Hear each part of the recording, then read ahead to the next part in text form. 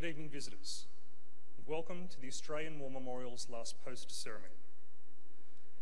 My name is Gerard Pratt, and joining us today from the Royal Australian Air Force is Squadron Leader Bruce Chalmers. Today we commemorate the 45th anniversary of the formal end of Australian military hostilities in the Vietnam War. Australia made its first military commitment to Vietnam in 1962, deploying a small team of military advisors, the Australian Army Training Team Vietnam, AATTV, to assist with training South Vietnamese forces. By 1965, the AATTV had expanded to 100 soldiers. As the United States escalated its involvement, the Australian government followed suit, committing the first Australian combat troops to South Vietnam. The 1st Battalion, Royal Australian Regiment, and support forces arrived in May 1965. When its tour ended in mid-1966, the Australian commitment expanded to an independent task force of two battalions with combat and logistics support. The 1st Australian Task Force established its base at Nui Dat, in the heart of the southern province of Phuoc Tuy, and quickly made impressive gains. In early 1968, the task force increased its size and effectiveness with the addition of a 3rd Manoeuvre Battalion and a tank squadron. But with casualties continuing to mount and no end in sight, public support suffered, and the war became the focal point of intense social and political dissent. By late 1970, a wind-down and withdrawal of forces was underway as the US government began to implement a policy of Vietnamisation, gradually withdrawing forces to leave the war in the hands of the South Vietnamese. The last Australian battalion left Nui Dat in November 1971, while a handful of advisors remained. In December 1972, they became the last Australian troops to come home, with their unit having served in South Vietnam for over a decade. Australia's participation in the war was formally declared at an end when the Governor-General issued a proclamation on the 11th of January 1973. Some 60,000 Australians served in the war, and at its peak strength, the Australian force in Vietnam comprised elements of all 3 services. But for Australia, Vietnam was predominantly a ground war. The Army did most of the fighting and most of the dying. Australian soldiers were placed into longer periods of contact or imminent risk of contact with the enemy than perhaps any time since the Gallipoli campaign in 1915. More than 3,000 were wounded and 521 died. Today, we remember those who fought in Vietnam. We pay our respects to the men and women commemorated here on the Roll of Honour and to the survivors who returned home. We are honoured to acknowledge Mr. John King, President, ACT Branch, Returned and Services League of Australia, and Commander Michael Taylor, representing the Naval Association ACT section. We also acknowledge Mr. Bruce and Mrs. Gail Palmer, Australian Commando Association and Commando Welfare Trust. We welcome the veterans who have served, those that are still serving, and the families that support them.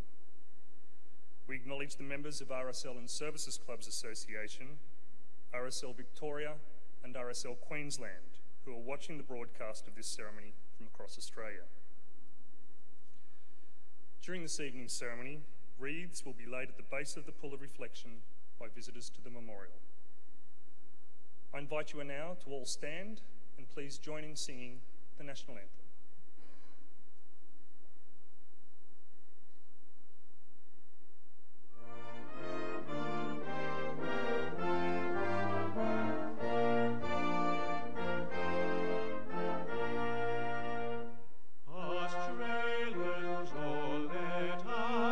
Rejoice, for we are young and free.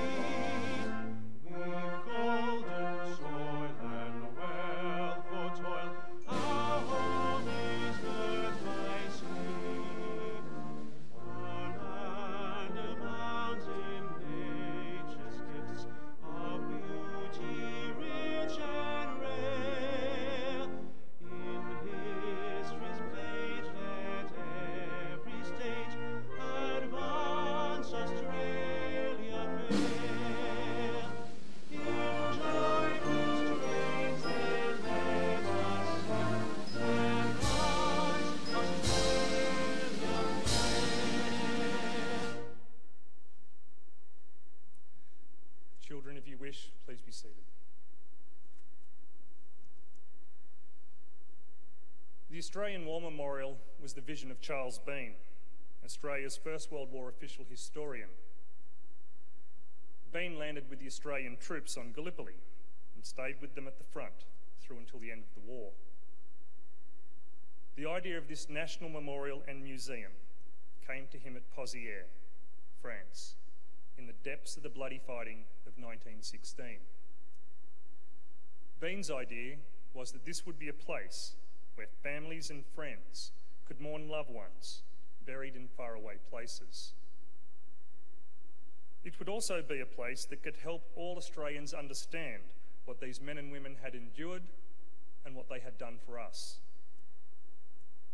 Bean's vision, to which we remain true, is best expressed as inscribed to the entrance to the memorial's galleries.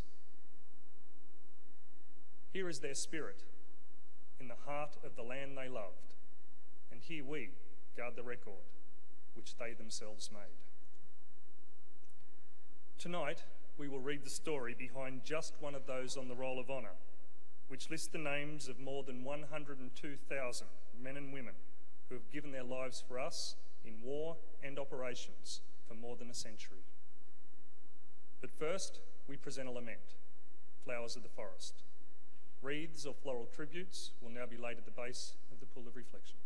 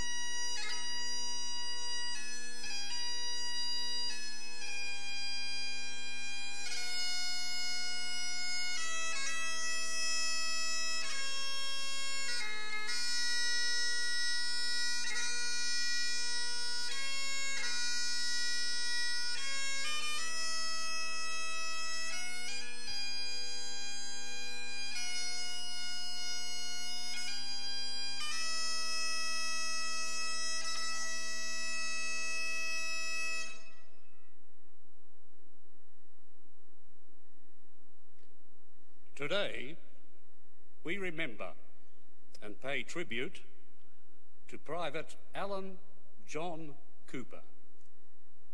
Alan Cooper was born on the 7th of May 1948 in Adelaide. He grew up in Royal Park and attended the Hendon Primary School and Lefevre Technical School. Cooper grew up with a passion for Australian rules football. He played junior football for Royal Park and later for the West Adelaide Football Club. However, his primary loyalty was to the Port Adelaide Magpies, and during the football season he would attend many of their games. After leaving school, Cooper went to work in a relative's business, Cooper Car Service at Woodville South. He bought a Honda motorcycle, and he and his younger brother Don were renowned for their Honda sports cars. Cooper's happy disposition earned him the nickname Smiley. Nothing seemed to worry him, but he wanted to do more with his life. In 1965, during a trip into Adelaide to collect car parts, he went into the Army Recruiting Office and enlisted. After completing his basic training at Kapooka, he was next posted to Singleton for infantry training. During this time, he became firm friends with several national servicemen. Cooper was posted along with his mates to the 3rd Battalion, the Royal Australian Regiment, joining 2 platoon of A Company. When 3 RAR's forward element departed from Adelaide Airport for Vietnam on the 12th of December, Cooper was there to see several of his mates off. On his way home, he was set upon by a group of civilians and was left bruised and bloodied. Cooper recovered quickly and was with his unit when the main body of 3 RAR departed from Outer Harbour 4 days later aboard HMAS Sydney, the 3rd. They arrived off Vung Tau on the 27th of December, and after disembarking, the men of 3 RAR were moved to the 1st Australian Task Force base at Nui Dat. The battalion began operations in early January 1968 and in late April took part in Operation To and Hang, which aimed to block communist forces withdrawing back to the north following the Tet offensive. On the 13th of May, 3 RAR occupied fire support base Coogee before moving 5 kilometres north on 24 May to establish fire support base Balmoral. The men immediately began work on their defensive positions, and 4 Centurion tanks arrived to add fire support. At 3:45 a.m. on 26 May, Balmoral came under an intense barrage of mortar, rocket, machine gun and small arms fire. Some 15 minutes later, Cooper was killed by a mortar round that landed in his position.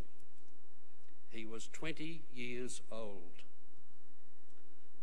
A concentrated infantry attack was launched against D Company's position.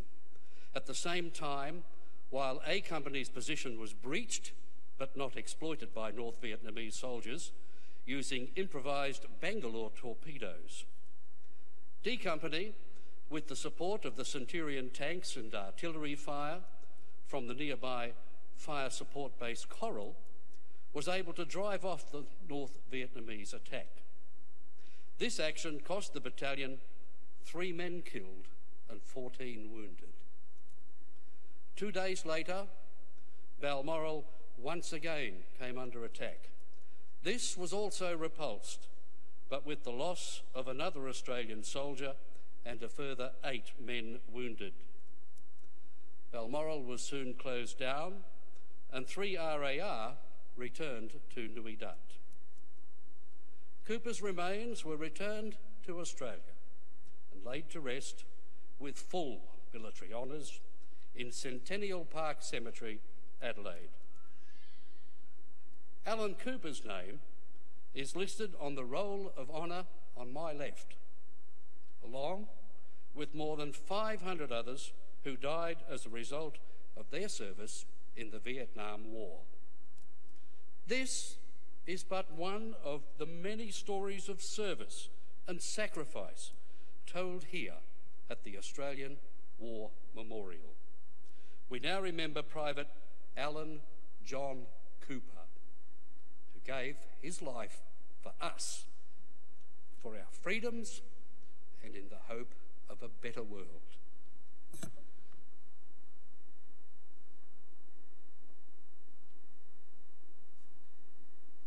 Please stand for the reading of the ode and the sounding of the last post.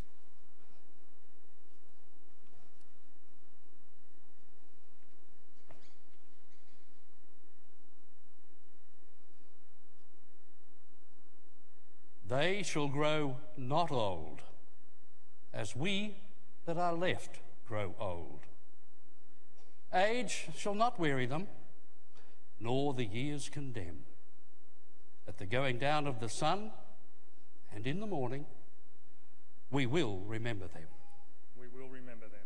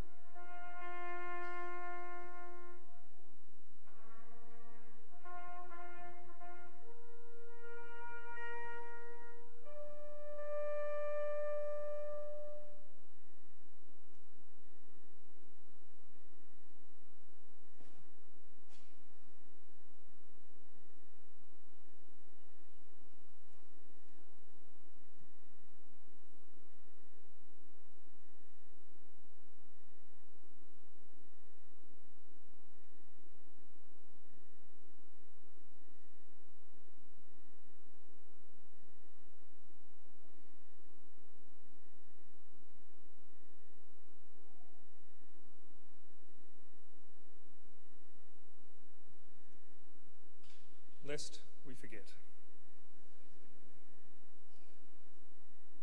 We leave you this evening with the words of the memorial's founder, Charles Bean. Many a man lying out there at Pozières, or in the low scrub at Gallipoli, with his poor, tired senses barely working through the fever of his brain, has thought in his last moments, well, it's over. But in Australia, they will be proud of this. Ladies and gentlemen, girls and boys, that concludes the last post ceremony. We thank you all for visiting the Australian War Memorial and wish you all a very good evening. Thank you.